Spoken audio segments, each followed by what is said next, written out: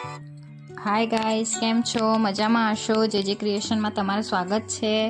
આજે આપણે embroidery વર્કનો second દિવસ છે, એના વિશે આપણે આજે શીખીશું. આજે આપણે રોઝ બનાવવાના છીએ. સૌથી પહેલાં આપણે પેન્સિલના ચોક વડે નિશાન કરી લેવાના છે. ચોકડીના રીતે નિશાન કરવાના છે. 2 ઇંચના નિશાન કરીને એના ઉપર આપણે દોરો પસાર કરવાનો છે. એવા આપણે ટોટલ 5 નિશાન કરવાના છે. એના ઉપર આપણે વારાફરતી બધા ઉપર દોરો પસાર કરશું. ટોટલ 5 લાઈન થવી જોઈએ. બધા ઉપર દોરો પસાર કરીને પછી નીચેથી દોરો લઈને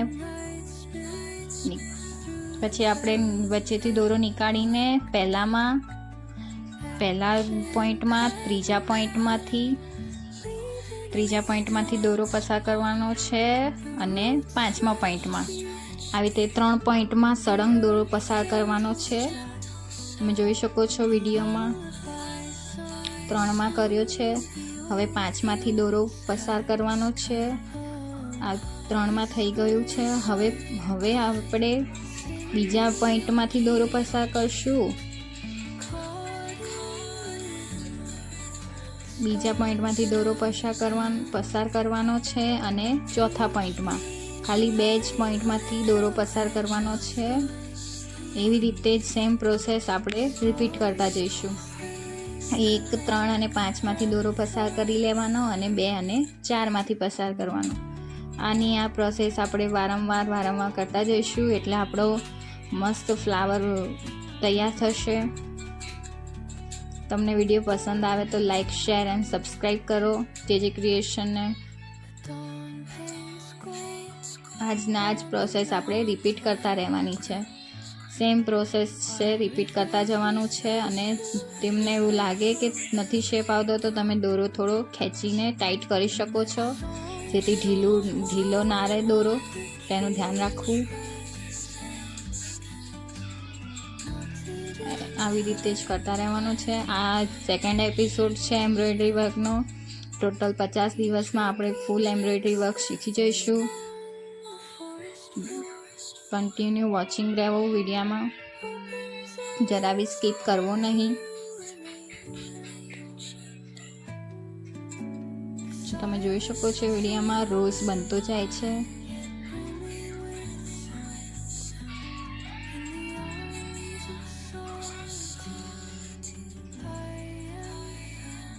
નીચેથી સોય પસાર કરીને નીચે ગાંઠ લગાવી લેવાની છે, જેથી દોરો હલી ના જાય. આવી રીતે તમારો રોઝ તૈયાર થઈ જશે. એવી રીતે જ આપણે બીજો ફ્લાવર શીખીશું. એમાં નીચેથી દોરી લઈને બીજી સાઈડ નીકાળીને વચ્ચોવચ્ચ આપણે સોય નીકાળવાની રહેશે, જેથી આખો એનો શેપ આવી જાય. તમે જોઈ શકો છો વિડીયોમાં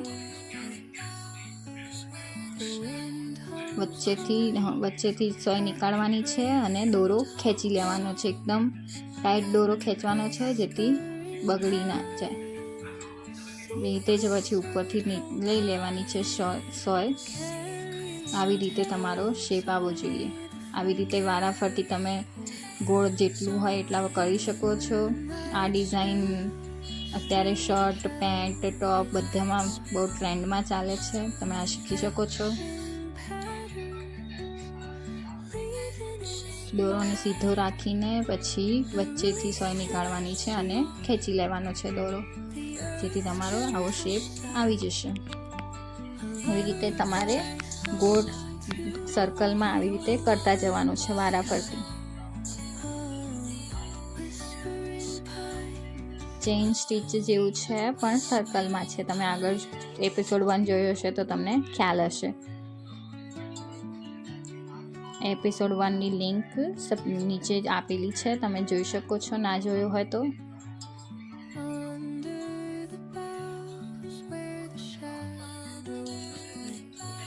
આવી રીતે વારંવાર કરતા જવાનું છે, જેથી તમારો પરફેક્ટ શેપ પણ આવતો જશે અને ગોળ સર્કલ બી થતું જશે. નાના મોટા થઈ શકે છે સ્ટાર્ટિંગમાં, પછી તમારો શેપ આવી જશે.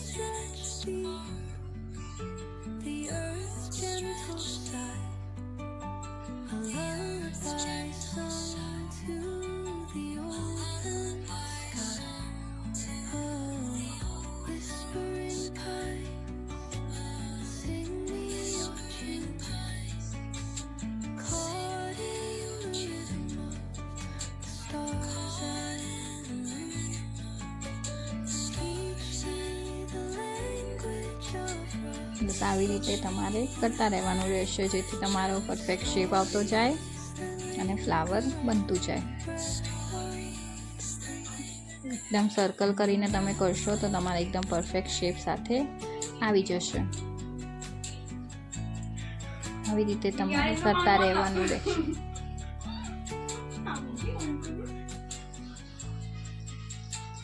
તમે જોઈ શકો છો વિડીયોમાં તમારા પરફેક્ટ શેપ ધીરે ધીરે કરીને ગોળ રાઉન્ડમાં આવી જશે.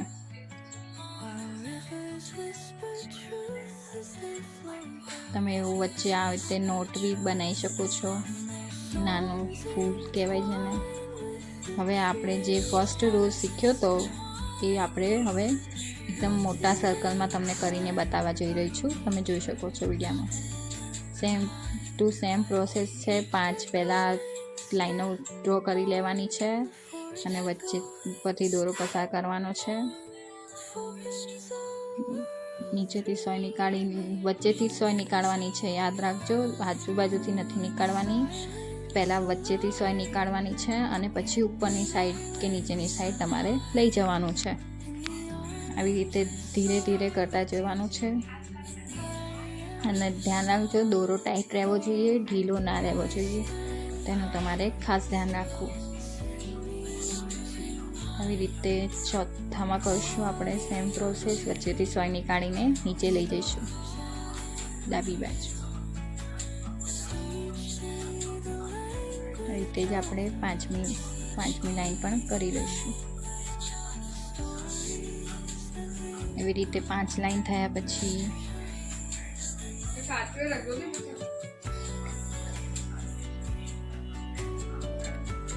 5 લાઈન પૂરી થઈ ગઈ છે. હવે આપણે વચ્ચેથી સોય નીકાળશું.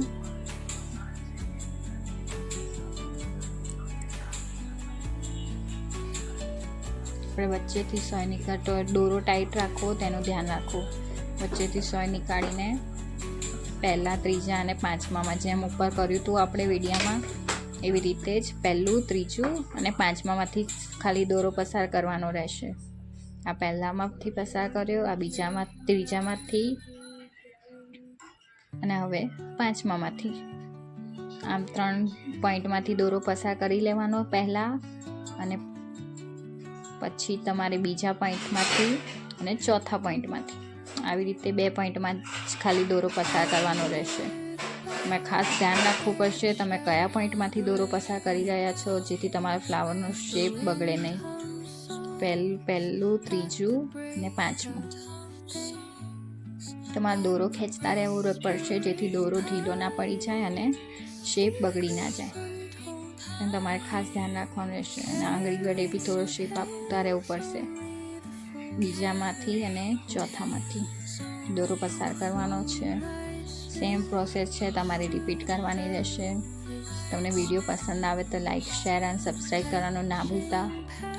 જેજી ક્રિએશનમાં તમને આ રોજ એ વિડીયો અપલોડ થશે, તમે જોઈ શકો છો.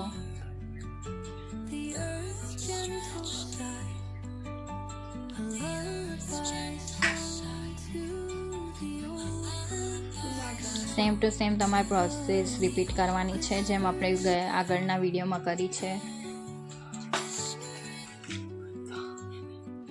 હાથ દોરો ટાઈટ રાખવો પડશે, તેનું ખાસ ધ્યાન રાખવું.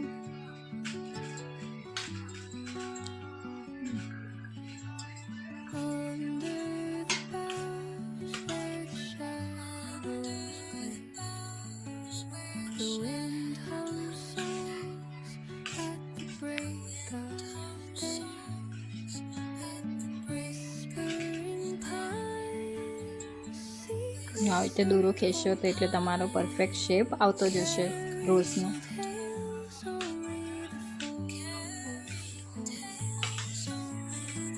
સેમ ટુ સેમ પ્રોસેસ જ છે. તમારે એકવાર તમે શીખી જશો તો તમને આગળ ઇઝી પડશે.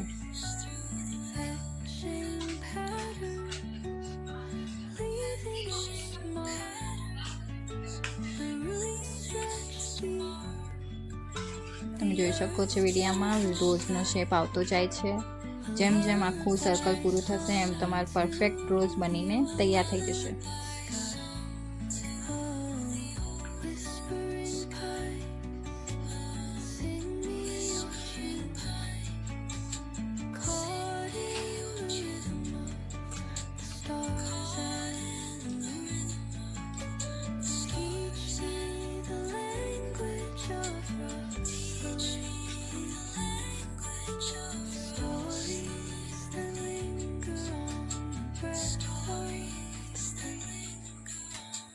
સેમ ટુ સેમ પ્રોસેસ જ છે.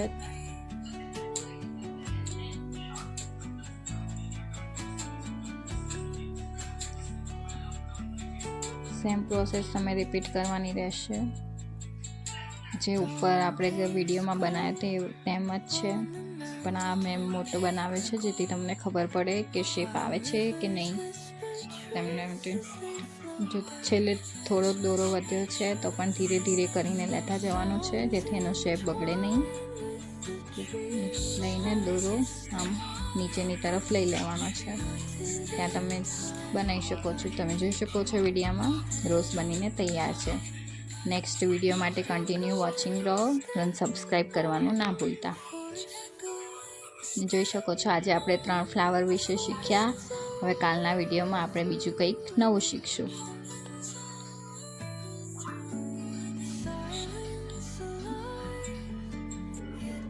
તેમાં ધીરે ધીરે કરીને શેપ આવતો જશે. બાય ગાઈસ, કાલે મળીએ.